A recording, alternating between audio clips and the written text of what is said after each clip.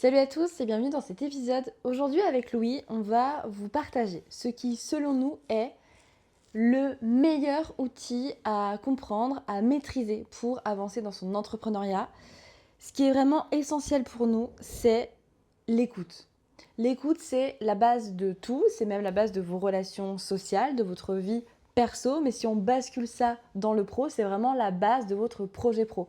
Sans écoute, vous ne pouvez rien faire. Comment est-ce que vous pouvez imaginer proposer une offre adaptée à un client si vous ne connaissez pas son besoin? Pour connaître son besoin, vous avez besoin de recueillir des infos et pour ça, vous avez besoin d'être à l'écoute en fait. Et donc l'écoute, c'est à la base de tout. Sans ça, vous ne pouvez rien faire. Et c'est quelque chose d'hyper compliqué. En tout cas, c'est beaucoup plus complexe que juste se dire, allez hop, je me mets à l'écoute. Et je ne sais pas si vous avez déjà essayé d'écouter quelqu'un qui a des valeurs très différentes de vous, qui a un avis politique très différent du vôtre, bah, ça devient tout de suite beaucoup plus difficile de l'écouter parce que ça touche directement à vous qui vous êtes. Et ce qu'on avait envie de voir au sein de ce podcast, c'est justement comment est-ce que vous pouvez faire pour renforcer techniquement votre écoute pour vous mettre encore plus au service de vos clients. Parce que souvent, les vendeurs, comme les managers, en fait, bah, vous faites l'erreur d'essayer de vendre comme vous aimeriez qu'on vous vende à vous. Et en fait, on ne fait que parler de soi. L'idée, c'est de se mettre soi un petit peu de côté et d'ouvrir ses oreilles justement pour se focaliser sur son client. Nous, avec Sid, on distingue deux types d'écoute. C'est pas nous qui avons inventé ce concept-là, mais en tout cas, c'est quelque chose qui nous parle. Et premièrement, on avait envie de vous parler de l'écoute active. Pour nous, l'écoute active, ou en tout cas être à l'écoute de façon active, c'est de pouvoir vraiment écouter ce que dit son client de A à Z, que ce soit dans une phrase ou juste dans une prise de parole. Ça implique de juste déjà la base de tout, ne lui coupez pas la parole. Si vous avez quelque chose à dire, si vous devez rebondir sur ce que dit votre client, vous attendez qu'il ait terminé de parler. Vous, en posture d'écoute, juste vous recevez de l'information. Vous ne pouvez pas vendre sans cette information-là, c'est impossible, donc juste recevez-la. Et l'écoute active, c'est j'écoute de A à Z. Pourquoi? Parce qu'il y a bien souvent un moment donné où dans la phrase ou dans la prise de parole de votre client, vous allez juste arrêter de l'écouter parce que dans votre tête, vous êtes déjà en train de modéliser une réponse. Vous êtes déjà en train d'essayer de lui répondre. Or, il y a de grandes chances pour que dans les petits bouts de phrases que vous n'écoutiez pas, il y ait des informations ultra importantes. Ça se trouve, c'est là que votre client il va vous parler de sa vraie peur. C'est de là qu'il va vous parler de ses freins. C'est là qu'il va vous parler de ce qui le motive vraiment ou juste de son besoin. Écoutez jusqu'au bout parce que vous ne savez pas où sont les informations pertinentes. Ça nécessite d'être traité dans un deuxième temps. C'est pour ça que on va vraiment repérer quelqu'un à l'écoute à la façon dont justement il traite l'information. C'est-à-dire que quand vous parlez, un vrai commerçant, c'est quelqu'un qui va prendre le temps ensuite de formuler une réponse. Ça, c'est un des premiers signes. Le deuxième aspect, c'est l'écoute que nous on appelle authentique. C'est-à-dire, ça va être la capacité que vous allez avoir à suspendre votre jugement. C'est-à-dire de mettre de côté vos suppositions.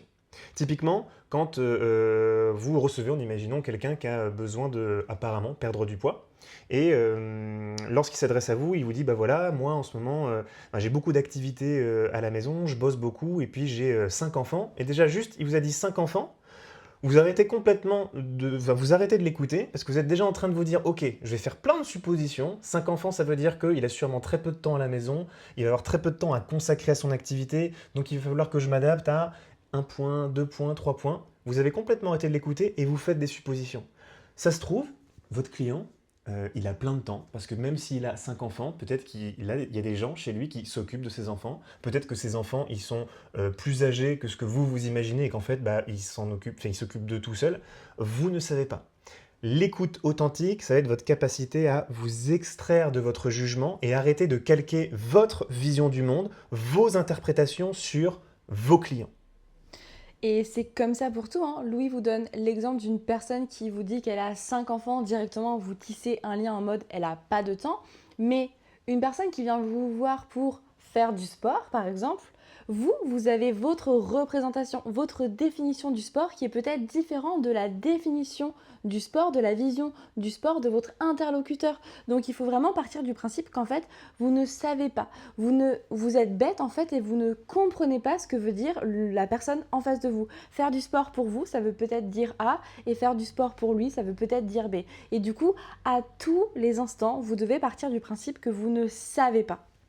Si vous gérez un salon de coiffure, par exemple, et que vous avez des clients qui viennent pour se faire coiffer, vous avez cette cliente qui vient très régulièrement, elle veut toujours la même chose, mais peut-être que la fois où elle va venir vous voir, il y a un moment donné, peut-être qu'elle aura envie de changer, peut-être que vous allez pouvoir lui proposer un autre produit, un autre service, sauf que si vous restez dans votre jugement, vous restez dans vos habitudes et que vous ne vous mettez pas au service de votre cliente, eh bien vous passez à côté d'une vente, vous passez à côté de la fidélisation, vous passez à côté d'un potentiel.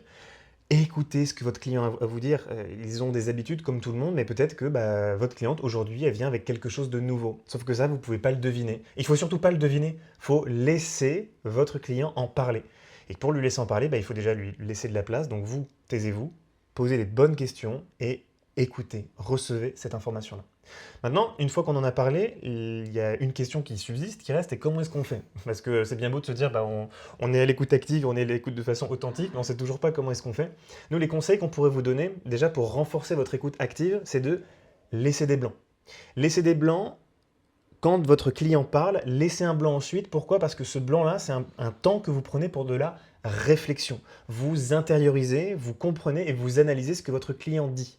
Et je vous entends déjà, parce que c'est ce qu'on me dit systématiquement en formation. Oui, mais Sid, ça fait un peu bizarre, non? Mon client, il me pose une question, et puis je suis moi en train de... Je prends le temps de réfléchir. Alors d'une, on ne vous dit pas qu'il faut réfléchir 40 minutes une fois que votre client, il vous a posé une question. C'est pas ça.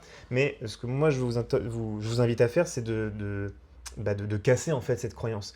Un client qui vous pose une question et qui voit un professionnel justement prendre le temps de l'écouter, c'est un véritable signe de reconnaissance. Quand vous êtes au restaurant, quand vous êtes avec n'importe quel pro et que vous sentez que la personne en face de vous, elle est pressée, qu'elle répond du tac au tac et elle enchaîne, c'est pas agréable. Un serveur qui a pas le temps de vous servir, qui vous balance les assiettes, c'est pas agréable. À l'inverse de quelqu'un qui, ça te rappelle quelque chose?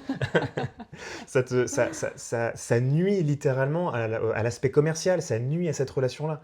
Plus vous prendrez de temps pour vos clients, en plus pour parler d'eux, enfin je veux dire, parle-moi de moi, il n'y a que ça qui m'intéresse. Les humains sont assez égocentriques. Vous êtes en train de proposer un super service, prenez le temps de la réflexion. Et un client qui voit que le professionnel qui s'occupe de lui prend le temps de bien répondre, prend le temps justement d'être sûr de ses termes, prend le temps de s'assurer qu'il a bien compris, c'est juste un signe de reconnaissance et ça témoigne simplement de votre expertise. Donc, osez montrer que vous êtes de vrais professionnels, prenez du temps pour écouter et laissez la place dans la conversation à ces silences, à ces temps de réflexion. Le deuxième aspect, tu voulais rebondir sur quelque chose? Le deuxième aspect qui est hyper important, c'est la reformulation. Partez du principe que vous n'avez rien compris.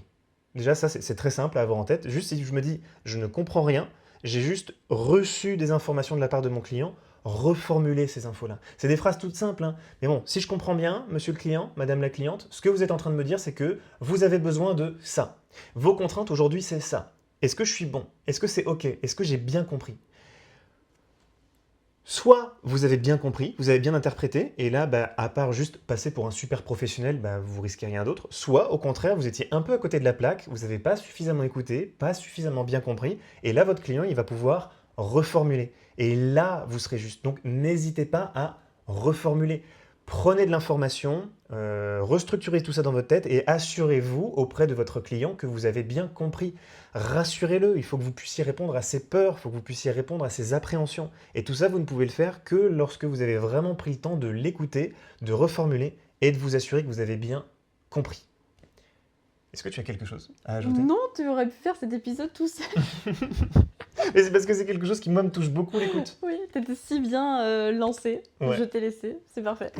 Merci pour ton écoute. Merci de m'avoir laissé la place pour pouvoir échanger là-dessus. Et je terminerai juste en essayant d'allumer une petite lanterne chez vous.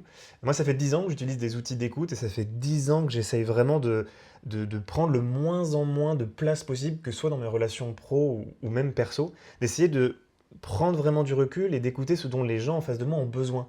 Et je me suis rendu compte que bah, la vraie écoute, enfin, des personnes qui sont vraiment disponibles pour vous dans la vie perso, c'est assez rare. Donc je vous inviterai, si vous tenez en fait tout simplement aux gens qui partagent vos vies, essayez au maximum d'être à l'écoute. Posez-leur des questions, essayez de comprendre ce qu'ils ressentent aujourd'hui. C'est un super cadeau que vous pouvez leur faire. Et quand on parle du coup d'entrepreneuriat ou de vente, c'est même pas un cadeau en fait, c'est juste un prérequis nécessaire à ce que votre business fonctionne. Partez du principe que vous ne savez pas, ouvrez vos oreilles, arrêtez de couper la parole, arrêtez de faire des suppositions et mettez-vous au service de vos clients. Écoutez-les. Ils ont une mine d'or une mine d'or d'informations et d'argent en fait à vous donner. Il faut juste le prendre. Et pour le prendre, bah faut être à l'écoute. Passez une belle fin de journée et à bientôt.